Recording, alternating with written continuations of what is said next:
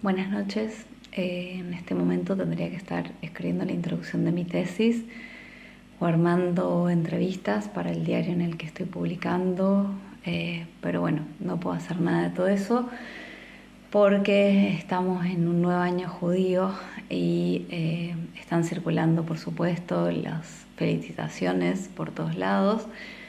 Y al mismo tiempo está medio planeta pidiendo por favor que pare esa guerra infame, esa guerra genocida, esa guerra etnocida contra el pueblo palestino.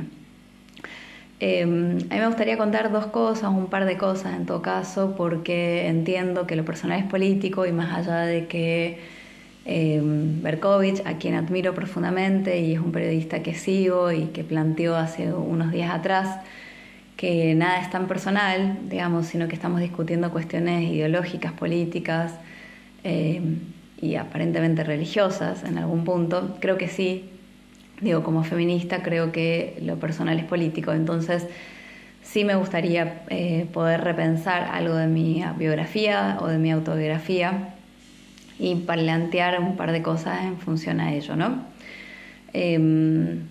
Yo vengo de familia judía, de tradición judía, nunca fuimos sionistas. Mi abuelo fue el único de los 4 hermanos que decidió armar el Centro Cultural Israelita en Mendoza, separarse de sus hermanos que estaban en Maccabi, y fue comunista, fue cooperativista y aparentemente entre los fundadores, ¿no?, estaba esta idea de ser comunistas de izquierda en la Argentina. Esas centros culturales israelitas conformaron lo que fue el ICUF, en donde estaban todas agrupadas y asociadas.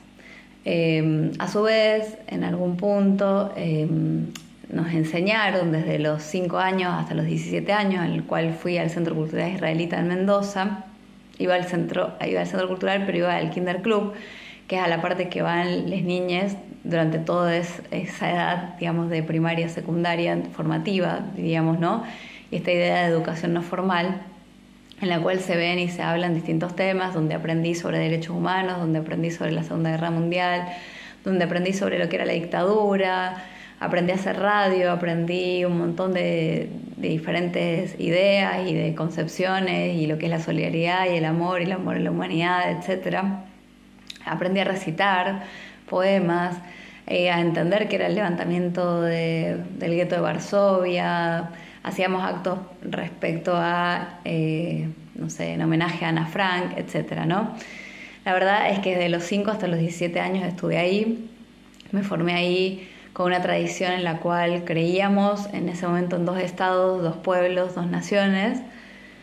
Pero hoy ya no creo más en eso. Tiene que ver con haber vivido ya 40 años en todo caso y considerar que el Estado de Israel hoy es un Estado genocida. Hoy es un Estado que está destruyendo a un pueblo, está destruyendo una nación y que ya para mí no merece realmente que siga existiendo como tal, en sentido de que 2 estados, 2 naciones no me parece. Entiendo el concepto de convivencia y algo que compartí de Berkovich. Ahora, también entiendo que ese pueblo que ha sido durante muchos años, digamos, desde la Segunda Guerra Mundial hasta acá, si la Segunda Guerra Mundial terminó en el 45 y estamos en el 2024, hace bastantes años que ese pueblo es sumamente agredido. Lo que pasó el 7 de octubre del año pasado nos pone de nuevo en una situación complicada porque al mismo tiempo que se está festejando, celebrando el Año Nuevo Judío, y por supuesto este año no recibí nada de nadie excepto del Centro Cultural Israelita, hablando de el nuevo aniversario, y sí me dijeron un par de veces Shana Tova. No podría decir nada, no podría estar ni contenta ni nada, ni siquiera puedo pensar en las tradiciones que mi abuela nos hacía repasar, tanto cuando era Pesaj y que comíamos sopa de pelotitas, como le llamábamos nosotros, o mi familia que comía gefilte fish, o los niches, y etcétera, ¿no? Tenía que ver con una tradición judía, con seguir la cultura judía, y en la cual nosotros creíamos o creemos, o no estoy muy segura. Yo, como personalmente, en todo caso, y me hago cargo de mi palabra y de lo que digo y de lo que pienso, no estoy más de acuerdo, ¿sí?, con ese estado asesino, con ese Estado que ha matado en un año a 41.600 palestinos. Y acá tengo las cifras que las voy a decir porque me parece que son fuertes. El 90% de la población está forzosamente desplazada. Hay más de 1 millón de casos de enfermedades infecciosas que podrían ser claramente evitables, ¿no? Como la hepatitis A, el hacinamiento, la falta de higiene en los refugios. Hay hospitales que están siendo bombardeados. Hay escuelas, 125 escuelas, universidades que están totalmente destrozadas, más de 600 mezquitas derrumbadas. Hay 85.000 toneladas de explosivos arrojadas en Gaza. Hay 174 periodistas asesinados hasta este momento. Y la verdad es que me angustia un montón. Creo que Palestina merece vivir, Palestina merece tener merece tener todo en algún punto, merece justamente tener tranquilidad, tener paz, merece también la autodefensa, básicamente porque pues no se puede, digamos, contra el Estado de Israel, que a su vez es cómplice de Estados Unidos y Estados Unidos es cómplice de... Entonces tienen un armamento que es imposible de combatir. Y lo que pasó el 7 de octubre del año pasado es difícil, nos tocó en una fecha difícil. Justamente se estaba celebrando un encuentro acá en Rosario, donde yo vivo, en Argentina, de centros culturales israelitas de todo el país, y nadie sabía muy bien qué había pasado, todos suponíamos, especulábamos, creíamos, bueno, fue una situación muy difícil en la cual por supuesto hay gente que uno quiere o que yo he querido y que tengo respeto y tengo admiración, y estábamos todos y todas muy conmovidos. Pero a medida que fue pasando ese tiempo, y a su vez, por supuesto, nadie hubiera querido que mataran, no sé, al sobrino de León Gieco, y a un montón de gente que uno quiere, valora, y por supuesto tengo muchos familiares y insisto, gente que quiero y que está en Israel, pero que también Israel no es un pueblo abroquelado. En Israel, en todo caso, hay voces disidentes. Lo que pasa es que aparentemente no se puede en este momento decir nada en contra de ese gobierno, que es un gobierno, insisto, asesino. Es un gobierno que hace un año que sostiene esa política asesina, y hace más de 70 años, en todo caso, que destruye sistemáticamente a los palestinos e inventa también un montón de veces razones para poder invadir, y no solo Palestina, sino ahora el Líbano, y siempre va a encontrar razones porque se cree también que ha sido el pueblo víctima del Holocausto. Y en esta situación hemos sido víctimas en algún punto, pero eso fue hace muchos años atrás. Más de eso, insisto, 70 años atrás, o más o menos, si no estoy sacando mal las cuentas, y si no, perdónenme, pero desde el 45 al 2024 han pasado muchos años, y en el 39 al 45, que duró esa guerra, pasaron muchas cosas. Mi bisabuela sí tenía marcada los números de un campo de concentración, y no habló nunca el español, y habló siempre el yiddish, y mi papá sabe yiddish, y mi abuela también. Y a mí me hubiera encantado aprender, y es algo que no aprendí en este cambio generacional, algo que no me enseñaron. De todas maneras, tampoco sé mucho cómo hacer no me sale el nombre, pero son las pelotitas cuando comemos en Pesach. Y eran todas tradiciones que me gustaban y que reivindicaba y que valoraba. Pero insisto, entre el 39 y el 45 sí fuimos víctimas del Holocausto, como también los comunistas, y como también los y las gitanas, y como también los homosexuales, y etcétera, etcétera. Ahora salimos del lugar de víctimas, los homosexuales salieron del lugar de víctimas, los gitanos también, digamos, y pudieron construir otras cosas, y nosotros y nosotras, aparentemente, siendo judíos, no podemos nunca salir de ese lugar. Entonces, aparentemente, pareciera que siendo víctimas forever y para siempre, tenemos como ese lugar para poder agredir, maltratar, humillar a distintas poblaciones, ¿no? Este lugar de víctimas que nos convierte en victimarios, que no es la primera persona que lo dice, lo hemos dicho varias personas en estos años. Lo que pasa es que ha sido muy complicado. Quienes lo decían, por supuesto, siempre varones que son periodistas, siempre varones que están legitimados socialmente y no mujeres, o nos ha costado mucho más a las mujeres decirlo y pararnos y posicionarnos y que seamos escuchadas verdaderamente, ¿sí? No, yo no soy periodista, soy antropóloga, me dedico al estudio de cine y de imagen y la relación entre historia e imagen y en todo caso antropología, y estudio sobre cine latinoamericano, pero tiene que ver con mis tradiciones y con mi forma de ser y tiene que ver con justamente cómo uno se construye subjetivamente, y por eso lo retomo y por eso lo planteo y lo converso, y me parece que es importante porque a pesar de tener que estar haciendo mi tesis y la introducción de mi tesis porque inmediatamente me tengo que doctorar, es algo que me está atravesando hace varios días, que siento que no puedo de alguna manera hacer de cuenta como si no existiera, y a su vez me siento bastante agredida en algún punto, nos sentimos, porque creo que somos un colectivo también, ¿sí? No es que me siento yo sola, en tanto esto, así acá incluyo sí a Berkovich y a otros personas, digamos, que nos sentimos judíos, no sionistas, y que tenemos derecho a hablar y tenemos derecho a expresar, y en todo caso como feminista, que también me siento que soy, no me voy a hacer responsable, como dijo la AMIA, el presidente de la AMIA, el 19 de julio, cuando se cumplía otro aniversario del atentado de la AMIA, de que nosotras no dijimos nada frente a los actos que se cometieron de abuso sexual supuestamente, porque tampoco está claro, pero en principio vamos a suponer que sí sucedieron esos actos de abuso y de acoso sexual el 7 de octubre del año pasado y los días venideros a eso. Por supuesto, como feministas siempre vamos a denunciar y no vamos a avalar ningún acto ni agresión hacia ninguna de nosotras, no importa la etnia, no importa la clase, no importa digamos, la nacionalidad, no importa nada. Siempre como feministas vamos a estar del lado de justamente la vida y la no violencia hacia nosotras, y la no violencia sexual, ni verbal, ni simbólica, ni física, etc.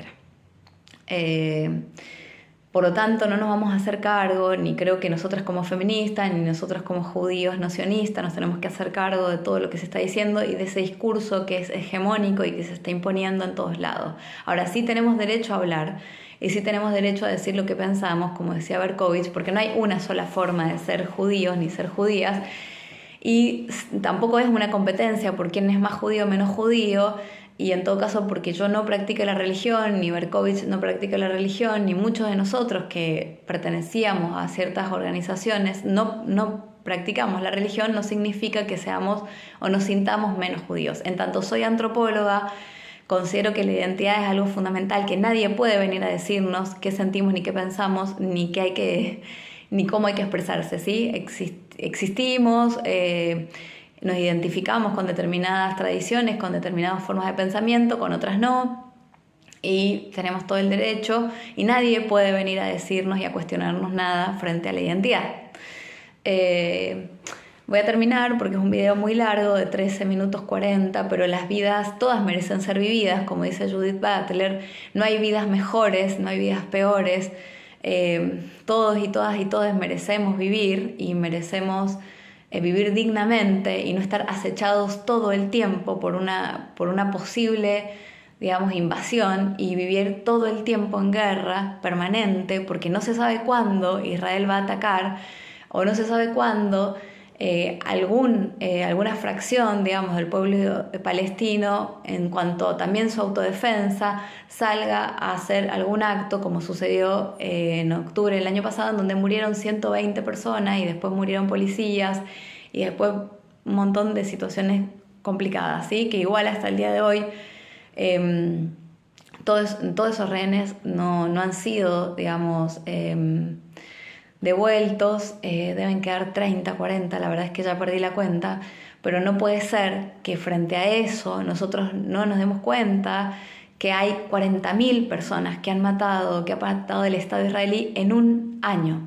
Nosotros vivimos en una dictadura, en la última dictadura militar, que fue del 76 al 83, y mataron los militares a 30.000 personas. Están 30.000 personas detenidas, desaparecidas, en 6 años. Y estamos hablando de que hay 41.000 personas muertas y que también hay muchas que están desaparecidas en un año. Entonces, la verdad es que la cantidad sí importa, la calidad sí importa, y no es lo mismo, por supuesto, lo que se vivió en la dictadura en Argentina que lo que se está viviendo en Palestina. Es bastante peor, es bastante terriblemente peor, porque estamos hablando de 40.000 ahora, pero insisto, esto es desde la Segunda Guerra Mundial hasta acá. Por lo tanto, no puedo dimensionar la cantidad de muertos y de muertas que lleva el pueblo palestino.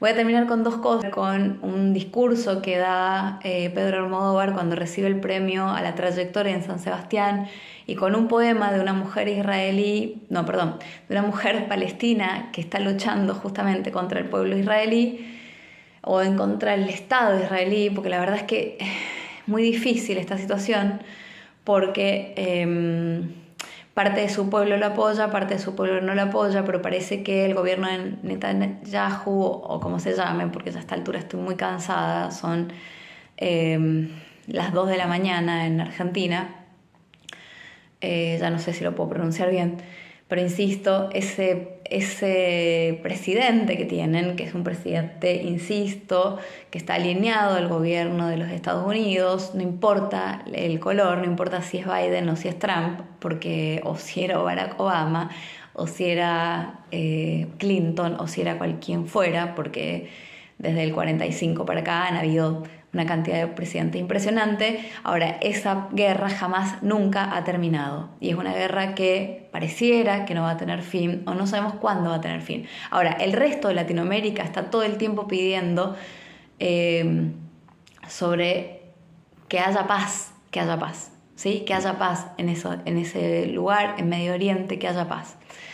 El otro día varios de los periodistas plantearon que en la marcha, por ejemplo, universitaria que nosotros llevamos adelante el día miércoles 2 de octubre acá en Argentina, no había que llevar banderas de Palestina porque no había que mezclar los temas. Son claramente muy ignorantes, son claramente muy oportunistas y son claramente muy injustos y muy poco internacionalistas y muy poco solidarios, porque justamente días atrás en Chile, cuando se había hecho el homenaje que se hace todos los años a Víctor Jara, y que es un acto que se llama 1000 guitarras por Víctor Jara, se había cantado la canción del derecho a vivir en paz y se había cambiado la palabra por Palestina, y entonces cantaban Palestina es el lugar más allá del ancho mar. Ustedes pueden verlo y buscarlo en internet. O sea que la verdad es que la mitad de este pueblo y de Latinoamérica está pidiendo por Palestina, y por Palestina libre, por Palestina viva, por Palestina que sea capaz de crear su propia historia, ¿sí? Y no estar asediada y acechada constantemente. Entonces, retomo, esta digresión, pero me parecía importante, y a su vez también me parece importante señalar el apoyo hacia Berkovich, el apoyo hacia los periodistas y las periodistas que están siendo sojuzgadas o sojuzgados y están siendo callados y calladas y censuradas, y probablemente también me censuren a mí. Yo he sentido en esta situación de no creer las mismas cosas con familiares, por supuesto, y yo no me he metido en ninguno de sus posteos y ninguno de ellos se ha metido en ninguno de mis posteos. Yo espero y en algún punto creo que podemos seguir sosteniendo cierta diversidad y cierta diferencia, y espero que así sea.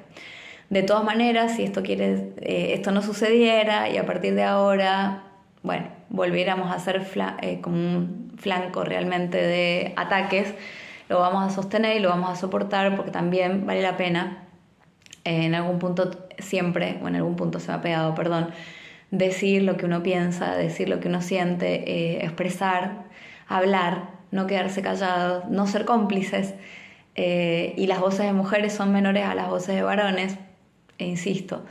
Y más las voces de personas que no son periodistas y que vivimos en el sur del sur, porque vivimos en Argentina y en todo caso en provincia, no vivimos en Capital Federal. Entonces, bueno, es cada vez menos escuchada. Pero justamente me interesa no desde este lugar de lo que nos cuesta hablar, sino justamente al revés, ¿no? Tomando la palabra, diciendo, expresando, solidarizándome en todo caso con este pueblo y en todo caso con nuestros colegas y con toda la gente que se siente de esta manera. Termino, 20 minutos, 30 segundos, con las palabras de Almodóvar y con el poema de esta militante y de esta poetisa o poeta, como queramos llamar, palestina. Y bueno, es todo lo que puedo decir, o es mucho más de lo que puedo decir, pero la verdad es que nadie va a escuchar un video tan largo probablemente. El poema, digamos, voy a decir las palabras que dijo Almodóvar cuando recibió el premio a la trayectoria en el Festival de San Sebastián, hace más o menos una semana atrás, 10 días, en Donosti, ¿sí? Y luego voy a terminar con el poema. Almodóvar dice: hagamos lo posible porque las grandes tragedias, el dolor cotidiano, la incomprensión, la mentira, la falta de empatía, la injusticia social, el odio, todo lo negativo, imaginable, hagamos que pertenezca a la ficción y que la verdadera realidad transcurra, de un modo justo, en paz y de manera muy entretenida por la ficción, que solo exista esta ficción en las pantallas. Dice Almodóvar, que estoy pidiendo demasiado, pero siempre he sido así. En algún punto también yo siempre he sido así. Y comparto por eso esas palabras. Y por lo tanto termino con un poema que se llama Tonalidades de la ira. Permítame que hable en mi lengua árabe antes de que también ocupen mi lengua. Permítame que hable en mi lengua materna antes de que también colonicen su memoria. Soy una mujer árabe de color y venimos de todas las tonalidades de la ira. Todo lo que mi abuelo quería era despertarse al alba y ver a mi abuela rezar de rodillas en una aldea escondida entre Jafsa y Haifa. Mi madre nació bajo un olivo en una tierra que, como dicen, ya no es mía. Pero yo atravesaré sus barreras, sus puestos de control, sus malditos muros de apartheid y retornaré a mi patria. Soy una mujer árabe de color y venimos de todas las tonalidades de la ira. Tú has oído ayer gritar a mi hermana al dar a luz en uno de sus puestos de control con soldados israelíes buscando entre sus piernas a su próxima amenaza demográfica, su hijita llamada Janine. Tú has oído gritar a Abni Mona tras los barrotes de su prisión mientras gaseaba su celda: estamos volviendo a Palestina. Soy una mujer árabe de color y venimos de todas las tonalidades de la ira. Pero tú me dices que este útero que hay en mi interior solo te traerá a tu próxima terrorista, usando barba y blandiendo una pistola con turbante y negro como la arena. Tú me dices que mando a mis hijos a morir, pero son vuestros helicópteros y F-16 los que están a nuestro cielo. Vamos a hablar sobre el asunto del terrorismo un segundo. ¿No fue la CIA la que mató a Allende y Lubumba y quien primero adiestró a Osama? ¿No fueron mis abuelos quienes corrían como payasos, son con capa y capucha blanca en la cabeza, linchando a los negros? Soy una mujer árabe de color y venimos de todas las tonalidades de la ira.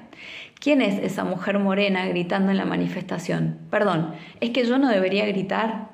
He olvidado ser tú, siempre orientalista sueño, genio en una botella, bailarina del vientre, joven de harén, mujer árabe de voz suave, que dice sí señor, no señor. Gracias por los sándwiches de mantecas de cacahuate que deja caer sobre nosotros tu dueño de los F-16. Sí, mis libertadores están aquí para matar a mis hijos y llamarles daños colaterales. Soy una mujer árabe de color y venimos de todas las tonalidades de la ira. Así que déjame decirte que este útero que hay en mi interior solo os traerá un próximo rebelde. Tendrá una piedra en una mano y una bandera palestina en la otra. Soy una mujer árabe de color, cuidado con mi ira, cuidado con mi ira. Así terminan las palabras, ¿no?, de Rafeh Ziada. Perdón si lo estoy pronunciando mal, por supuesto yo no soy una mujer de color, tomo estas palabras y no crean que soy una mujer que no sabe lo que es el colonialismo, porque soy antropóloga y por supuesto que soy blanca, pero tomo las palabras en tanto me siento identificada y en tanto me siento representada, y no porque tengo ganas de colonizar la vida de nadie y no porque me sienta colonialista. Estas son las palabras de esta mujer, estas son las palabras de Almodóvar y también son las mías. Que viva Palestina libre, que viva la Palestina sin guerra, que haya una sociedad en la cual podamos vivir en paz, como decía Víctor Jara, que tengamos el derecho realmente a poder transitar vidas más vivibles, que no haya más gente que se muera por guerras que son injustas, por guerras que no hacen más que destruir, que logremos realmente alguna vez, en algún momento, como decía Almodóvar, que la falta de empatía, que la indiferencia, que la crueldad, que el odio, que todo eso quede en las ficciones y que no quede en la vida real, y que podamos construir otras realidades y que las realidades sean vivibles y que sean hermosas y que sean maravillosas y que están llenas de utopía y que no estén llenas de distopías, porque esto es la ciencia ficción. La distopía es parte de la ciencia ficción y hace mundos invivibles. Entonces, gracias por escuchar a los que quieran escuchar. Lamento un montón los que no quieran. La disputa la vamos a seguir dando y el 7 de octubre vamos a estar acompañando al pueblo palestino en tanto somos judías no sionistas y somos judías feministas. Un abrazo para todos y todas.